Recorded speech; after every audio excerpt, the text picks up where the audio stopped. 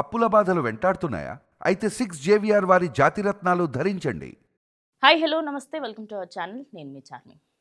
ఈరోజు వైఎస్ఆర్సీపీ స్టార్ట్ అయినప్పటి నుంచి అంటే రాజశేఖర రెడ్డి గారి దగ్గర నుంచి ఇప్పుడున్న జగన్మోహన్ రెడ్డి వరకు 7 కొండల తిరుమల తిరుపతి దేవస్థానానికి వీళ్ళ ఫ్యామిలీ మొత్తం 7 పాపాలు చేసింది. ఆ 7 పాపాలు ఏంటి, అవిటికి గల కారణాలు ఏమిటి అనేది నేను ఇప్పుడు క్లియర్గా ఎక్స్ప్లెయిన్ చేస్తాను. మీరు ఏమనుకుంటున్నారు అంటే ఈ వీడియో స్టార్టింగ్ నుంచి ఎండింగ్ వరకు మీరు ఏమనుకున్నా ఖచ్చితంగా కమెంట్ చేయండి. అది నెగిటివ్ ఆర్ పాజిటివ్ ఏదైనా సరే మీ అభిప్రాయాన్ని ఖచ్చితంగా కమెంట్ చేయండి. బికాస్ దానివల్లనే నాకు చాలా ఇంపార్టెంట్. అంటే ఓకే ఇది తప్పు ఇది రైట్ అని మాకు కూడా తెలుస్తుంది. అండ్ ఇంకో విషయం, ఇప్పుడు నేను చెప్పబోయేది ఏదో హిందూ మతాన్ని సపోర్ట్ చేయడానికో లేదా అన్య మతస్థుల్ని తప్పుపట్టడానికో కాదు. నిజంగా ఒక దేవస్థానంలో జరిగిన తప్పుని చూపెట్టాలనే ఉద్దేశం మాత్రమే. So let's get in to the video. Tirumala Tirupati దేవస్థానంలో మొన్నటి వరకు నెయ్యి, దాని తర్వాత పరకామణి స్కామ్, ఇప్పుడు కొత్తగా శాల్వాల స్కామ్ వచ్చింది. అసలు ఈ శాల్వాలలో ఏం స్కామ్ చేశారు, మరి దానికి సంబంధించి ఫుల్ డీటెయిల్స్ నేను ఇప్పుడు చెప్పబోతున్నా. శాల్వా సో నార్మల్గా తిరుమల తిరుపతి దేవస్థానానికి ఎవరైతే వెళ్తారో వాళ్ళకి అటు కొంతమంది బిజినెస్ మ్యాన్స్కి, అదేవిధంగా సినీ యాక్టర్స్కి, ప్రోటోకాల్ ఉన్న మనకి ఎవరైనా వచ్చినప్పుడు, లేదంటే మనకి దర్శనానికి సంబంధించి 10,500 రూపాయల టికెట్ ఒకటి ఉంటుంది. దానికి కూడా కొన్నిసార్లు ఈ పట్టు వస్త్రానికి సంబంధించిన శాల్వా అయితే కొంతమందికి ఇస్తారు. అయితే ఈ శాల్వలో మన వైసీపీ వాళ్ళు ఏం చేశారంటే ఒక్క శాల్వా నిజానికి 2014 నుంచి 2019 వరకు 350 రూపాయలు ఉండే, ప్లస్ ట్యాక్స్ ఒక 400 పట్టుకోండి, మొత్తం 400లో మనకు వచ్చేసింది. ఒక్క నిమిషం, 300 రూపీస్, 350 రూపీస్ ప్లస్ ట్యాక్స్, మహా అంటే 400కు ఒక్క శాల్వ వచ్చింది. కానీ వైసీపీలో 2019 నుంచి 2024 వరకు ఒక్క శాల్వ 1334 రూపాయలు ప్లస్ ట్యాక్స్, అంటే 1350 రూపాయలు. సో అసలు 350 రూపాయలు ఎక్కడ, 1350 రూపాయలు ఎక్కడ? సరే పోనీ మస్తు మంచి క్వాలిటీ తెచ్చిరు, ఏక్సే కాంచీపురం పట్టు ప్యూర్ పట్టు తీసుకొచ్చారు అనుకున్నా కూడా, నార్మల్గా బల్క్లో తీసుకుంటే ప్యూర్ పట్టు అయినా మనకి 500 రూపీస్ పడుతుంది. లేదు కొంచెం నార్మల్ పట్టు అనుకో 400 లాస్ట్, అన్నీ చేసినా కూడా. ఎందుకంటే కొన్నదేదో 10-15 కాదు, ఒక్క సంవత్సరంలో 20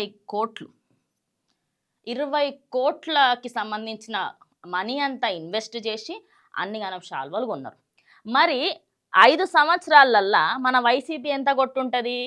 ఇప్పుడు దాని గురించి మాట్లాడదాం. నేను ఎందుకు అది చెప్తున్నా అంటే 500 రూపీస్ అని చెప్పినా కదా, 500 ఈజ్ ద లాస్ట్ అమౌంట్, దానికన్నా మించి అది పోదు ఇంకా.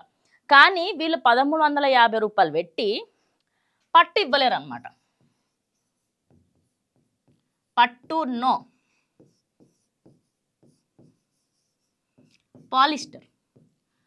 పాలిస్టర్ ఇంకోటి. అలా బెనిఫిట్ ఏంటంటే పాలిస్టర్ పట్టు పక్కన పెడితే పాలిస్టర్ కొంచెం క్వాలిటీ కొంచెం పెంచి మనం పాలిస్టర్ని పట్టు అని చెప్పి ప్రూవ్ చేయగలుగుతాం. ఎందుకంటే క్లాత్ పట్టుకునేంత వరకు నీకు అర్థం కాదు. ఇంకోటి, మన వాళ్ళకి ఇప్పుడు పట్టు వేసుకున్నామా పాలిస్టర్ వేసుకున్నామా అంతవరకు ఆలోచించరు. దాన్ని అరుసుగా తీసుకొని వీళ్ళు ఏం చేసిరు, పట్టు ప్లేస్లో పాలిస్టర్ని పెట్టి 1350 రూపాయలు తీసుకున్నారు. అంటే 5 సంవత్సరాలల్లా సంవత్సరానికి 20 కోట్ల రూపాయలంటే 5 × 2 10, అంటే మనకి 5 సంవత్సరాలలో ఒక్క సంవత్సరానికి 20 కోట్లు అంటే 5 సంవత్సరాలకి 100 కోట్లు, పోనీ 80. నిజానికి ఒక శాల్వాల మీద అంటే ఒక మనిషి భక్తుడు వచ్చి దేవుని ప్రసాదం తర్వాత చాలామంది అక్కడికి వచ్చిన సినీ ప్రముఖులు అందరూ ఆ శాల్వాని అక్కడ పండితులు కప్పినప్పుడు చాలా ఆనందంగా ఫీల్ అవుతారు. దాంట్లో స్కామ్ చేశారు చూడండి, ఆహా అసలు రాసి పెట్టుండాలి తెలుసా, అలాంటి స్కాములు చేయడం పెట్టి పుట్టుండాల. సరే ఇప్పుడు ఇదంతా పక్కకు పెట్టి మన 7 కొండలు 7 పాపాలు చేసిండనమాట. ఒక్కొక్క కొండకు ఒక్కొక్క పాపం అన్నట్టు జగన్మోహన్ రెడ్డి ఖాతాలో 7 పాపాలు ఉన్నాయి, ఇంకెక్కువనే ఉన్నాయి. బట్ నేను 7 చెప్తా, అవి ఏందనేది చూద్దాం. ఫస్ట్ నేను ఆ స్కామ్లు ఏందనేది రాస్తా, దాని తర్వాత మీకు అర్థమవుతుంది. Number 1, TTD chairman.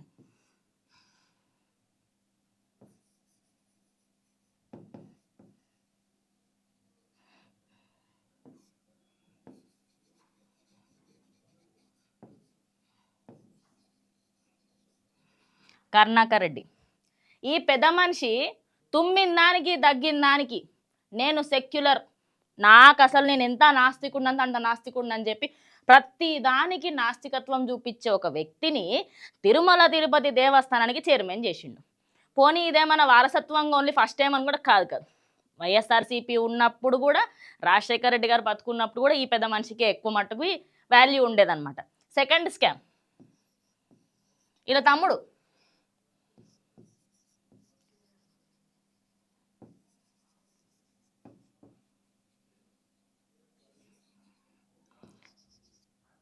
Subrahmanyam Reddy. అసలు ఈయన ఇన్స్టాగ్రామ్ అకౌంట్ ఓపెన్ చేయండి, ట్విట్టర్ అకౌంట్ ఓపెన్ చేయండి, అసలు ఏమన్నా ఉంటాయి ఆ కొటేషన్లు, ఒక్కొక్క దానికి ఇట్లా మైండ్ బ్లాక్ అయిపోవాలి, ఆ లెవెల్ ఉంటాయి నా కొటేషన్లు. ఈ పెద్ద మనిషిని అక్కడ ఎంప్లాయీలకు ఇది మంచిది ఇది చెడు అని చెప్పడానికి హెడ్గా పెట్టిరు ఈ పెద్ద మనిషిని. వీళ్ళిద్దరు ఎట్లా అంటే పక్కా నేను హిందుత్వాన్ని నేను తప్పు పడతా అనే వ్యక్తుల్ని తీసుకొచ్చి పెట్టిరు. సరే పోనీ పాప మళ్ళీ మారిపోయారు, వాళ్ళు మంచోళ్ళు, ఇప్పుడు హిందుత్వాన్ని నమ్ముతున్నారని చెప్దాం. కానీ నీకు వచ్చిన 123 సీట్లల్లా నీకు ఇంకెవరు దొరకలే? పోనీ ఆ సీట్లు ఉన్న వాళ్ళని పెట్టాల్సిన అవసరం లేదు, బయట ఉన్న వాళ్ళని పెట్టచ్చు, నీ పార్టీలో పనిచేస్తున్న వాళ్ళని ఎవరినైనా టీటీడీ చైర్మన్ చేయొచ్చు. వీళ్ళే ఎందుకు? వీళ్ళిద్దరే దొరికిరా నీకు? సరే ఇంకో మూడో స్కామ్ మాట్లాడుకుందాం. ఇది మాట్లాడుకుంటూ పోతే ఇక పెద్దగా అవుతుంది ముచ్చట. ఇంకోటి ఈ దాంట్లో ఒకటి చిన్న మాట, I guess YS Rajasekhara Reddy గారు బతుకున్నప్పుడు అనుకుంటా 7 కొండలు ఎందుకు 3 కొండలు చేసేద్దాం అన్నారు. పాపం అదే కొండలుగా తప్పిపోయింది ఆ విషయం, అలా మాట్లాడుకోవచ్చు, అందరికి తెలిసిన విషయం అది. ఇంకోటి వీళ్ళిద్దర్లా ఈ పెద్ద మనుషులు ఏమన్నారు తెలుసా? కొండ మీదట ఒక నల్ల రాయి ఉన్నదట, ఆ నల్ల రాయిని చెప్పుతో కొడితే ఏమవుతుంది అన్నాడు. ఇప్పుడు ఎప్పుడు వాళ్ళని చెప్పుతో కొట్టాలన్నా? హిందువులు అని చెప్పి మనం ఇంతగానో మొత్తుకుంటాం, కానీ ఇన్ని మాటలు అన్నోళ్ళు చైర్మన్లు, ఆడ ఎంప్లాయీలకు హెడ్డులు. ఇక నెక్స్ట్ నెయ్యి. మనకు డూప్లికేట్ అనేది బాగా పెట్టిన పేరు అనమాట. ఒక వస్తువుని ఒరిజినల్ని డూప్లికేట్ చేయడంలో మేము సిద్ధహస్తులం. నెయ్యి లాంటి పదార్థాన్ని నెయ్యి అని చెప్పేసి తిరుమల తిరుపతి దేవస్థానంలో లడ్డు కోసం అని చెప్పేసి ఏ టెంపుల్ అని లడ్డు ఇస్తారు, కాదంటలే. కానీ ఎవరైనా తిరుమలకు వెళ్తున్నారు అని చెప్తే నాకు లడ్డు తీసుకురండి అని చెప్తాను. ఎందుకంటే అక్కడి లడ్డూకు ఉన్నటువంటి టేస్ట్ ఆ స్వామివారి ఆశీస్సులనేమో ఎప్పుడు కూడా అమృతంలా ఉంటుంది. అలాంటి నెయ్యిలో కూడా స్కామ్. ఇంకా నెక్స్ట్ 4వ పాపం కూడా మాట్లాడుకుందాం. మనము పురాణాలలో చదువుకున్నాం, దేవుడు దర్శనం కావాలంటే యాగాలు చేయాలా, యజ్ఞాలు చేయాలా, తపస్సులు చేయాలా. ఈ పెద్ద మనిషి దేవుడు దర్శనానికి తిరుమల తిరుపతి దేవస్థానం బోర్డు ఇంట్లో సెట్ వేసుకుంటాడు. సెట్ అది ఎట్లా ఎగ్జాక్ట్ ఇట్లా తిరుమల తిరుపతి దేవస్థానం లెక్క సెట్ వేసుకొని అక్కడ మొత్తం సెట్ అంతా చేయించుకున్న తర్వాత తిరుమల తిరుపతి దేవస్థానం కోడు వాళ్ళ భార్య ఈయన అక్కడికి వెళ్తారు. అండ్ ఇంకొక ఆరోపణ కూడా ఉంది, ఆమె ప్రసాదం తీసుకోకుండా టిష్యూ పేపర్లో పెట్టి వాడేసింది అని. ఇక ఈ విషయం గురించి మీరేమంటారు చెప్పండి? ఇలాంటివి చెప్పుకుంటూ పోతే చాలానే ఉన్నాయి. ఇట్లా ఖాతానే పెద్దగా ఉన్నది, ఇట్లా పోతా ఉంటుంది ఖాతా.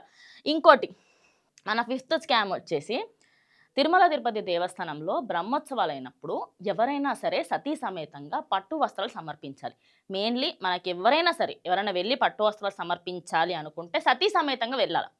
ఒక్కోళ్ళు పోతే దాన్ని సమర్పించడం అనరు, అదేదో దానం ఇవ్వడం అంటారు. దాన్ని ఆయన దానమే ఇచ్చిన అనుకోవాలి. ఇప్పుడు అయితే పట్టు వస్త్రాలు ఇవ్వడానికి ఈయన ఏ రోజు కూడా సతీ సమేతంగా పోలే. ప్రతిసారి మ్యాక్స్ ఆఫ్ ద టైం వెళ్ళలేరు. ఆయన వెళ్ళినప్పుడల్లా ఆ సింగిల్గానే పోయి ఇచ్చారంట. అసలు ఇవ్వాలనే ఉద్దేశమే లేనప్పుడు ఇవ్వడం ఎందుకు? నీకు ఫస్ట్ ఆఫ్ ఆల్ మీకు ఇచ్చే ఉద్దేశం లేదు, ఇవ్వాలనే ఇంట్రెస్టు లేదు, మరి అటువంటిప్పుడు ఇవ్వకపోవడం చాలా బెటర్. అంటే ఒక తప్పు చేసే బదులు నీకు ఆల్రెడీ తెలుసు అట్లా చెయ్యకూడదని తెలిసిన తర్వాత దాన్ని పాపం అంటారు. నెక్స్ట్ పరకామణి, దీని గురించి తెలిసిందే. ఒక పని చేసే ఎంప్లాయ్ అక్కడ ఎన్ఆర్ఐలు వేసిన మనీని 72,000 తీసుకున్నాడు. ఓకే, అయితే దీన్ని మనోళ్ళు సమర్థించారనమాట. ఏమని? ఏ చిన్న స్కామే కదా, ఏమవుతుంది, చిన్న విషయాలన్నీ పట్టించుకోవద్దట. దేవుని సొమ్ము చిన్న సొమ్ము ఎందుకు అవుతుంది? తప్పు ఎట్లా చేసినా తప్పే, ఒకసారి చేసినా తప్పని అంటారు, 10 సార్లు చేసినా తప్పని అంటారు. ఇప్పుడు నేను చిన్న దొంగతనం చేసి చిన్నదే కదా అంటే మంచిగా అనిపిస్తుందా? కనిపించదు కదా. దొంగతనం చిన్నదా పెద్దదా సంబంధం లేదు, ఫస్ట్ చేసినావా అది అంతే. అయితే దానికి ఆ ఎంప్లాయీ ఆయన అసలు 14 కోట్లు రాసిచ్చిండు. ఆయన ఇప్పుడు జైల్లో ఉన్నాడని చెప్పేసి కూడా మాట్లాడతారు. అసలు ఒక సాదాసీదా మనిషి ఆయన జీవితంలో రోజువారు గడవడమే గొప్ప అనుకుంటే ఆయన దగ్గర 14 కోట్లు ఏడికెళ్ళొచ్చినాయి అనేది ఇప్పటికి పెద్ద క్వశ్చన్ మార్క్. నెక్స్ట్ అన్య మతస్థుల్ని పైకి రానివ్వడం. నేను ఇది తప్పుగా అనుకుంటారని తెలుసు చాలా మట్టుకి. కానీ ఒక విషయం చెప్తా. జగన్నాథ్ టెంపుల్ గురించి మాట్లాడుకుందాం. జగన్నాథ్ స్వామి టెంపుల్‌కి ఇందిరాగాంధీని రానివ్వరు. రాహుల్ గాంధీని రానివ్వరు. అదే విధంగా ఎవరైనా అన్య మతస్థులు వచ్చే ముందు వాళ్ళ రిలీజియన్ ఏంటని కనుక్కుంటారు. అదేదో తప్పు అని గాదు. నిజానికి అక్కడ ఎన్నో సార్లు ముఘల్స్ కానివ్వండి, ఇతరితర వాళ్ళు అక్కడ దాడులు చేషిర్రు. అందుకని జెప్పేసి ఇప్పటికి గూడా జగన్నాథ స్వామి టెంపుల్ దగ్గరికి అన్య మతస్థుల్ని రానియ్యరు. అలాంటిది సేమ్ మనకి సంబంధించి తిరుమల తిరుపతి దేవస్థానాన్ని అంతే గౌరవంగా చూసుకుంటాం. అన్య మతస్థుల్ని పైకి రానివ్వడము, మొక్కడానికి వస్తే నేను ఎవ్వరు కాదనను రండి. అందరు ఎవ్రీవన్ ఆర్ ఈక్వల్. కానీ తిరుమల తిరుపతి దేవస్థానానికి సంబంధించి ఒక ఆరోపణ గూడా ఉంది. అక్కడ కొంతమంది ఎంప్లాయీస్‌ని కూడా అక్కడి వాళ్ళని అన్య మతస్థుల్ని పెట్టుకున్నారని. అంటే ఇప్పుడు ఒక గుడికి సంబంధించిన దాంట్లో ఆ తెలిసిన వ్యక్తులు ఉంటే బాగుంటది గానీ, తెలియని వ్యక్తులు ఉండడం అనేది అస్సలు సమంజసం గాదు. ఇలా చెప్పుకుంటూ పోతే పాపాల చిట్టాలో ఎనిమిదోది యాడయింది ఇప్పుడు.